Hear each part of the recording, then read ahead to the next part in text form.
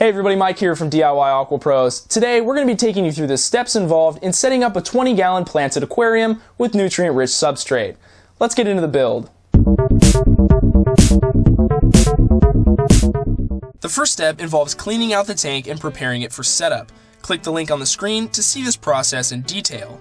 Now once that's done, it's time to lay in our nutrient-rich substrate. In this setup, we're choosing to use a nutrient-rich organic potting mix, but you can use any other type of nutrient-rich substrate which you purchase from the aquarium store. Pour in this substrate and break up any large clumps of soil. Spread the soil out relatively evenly throughout the tank. We're choosing to gently slope our soil from back to front, about 2 inches in the back and 1 inch in the front. The amount of soil you use is really important. Adding too much can present problems due to the excess amount of nutrients escaping into the water column.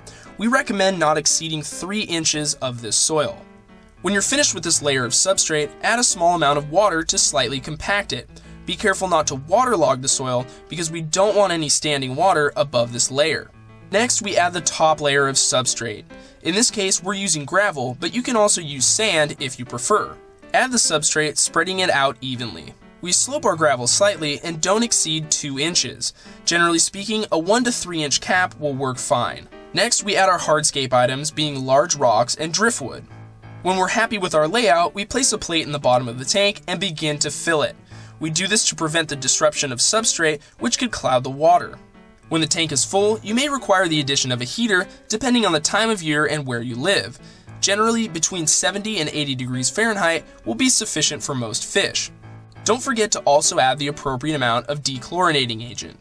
Now it's time to add our plants.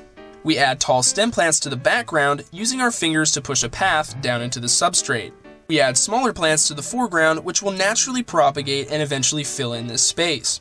When all of our plants have been added, it's time to set up our filter. We're choosing to use a small hang-on back filter filled with plastic biomedia. We discuss why we always aim to under-filter our planted aquariums in some of our science videos, so if you're interested, check them out for more information. Our last step is lighting. We're using a custom T8 light fixture with 2 full-spectrum bulbs. More information on adequate lighting for plants can be found on our channel and website. Over the next few days, the water in your aquarium will begin to clear up, and the plants will begin to grow towards the light. Now your planted aquarium is set up, and you're ready for the next few steps that will ensure the success of your tank. If you're looking for even more detail in your setup, as well as scientific reasoning behind each step, check out our Advanced Planted Aquarium Setup Guide on our website. This title goes in depth and will aid the hobbyist in making important decisions regarding equipment, post-setup maintenance strategies, and more.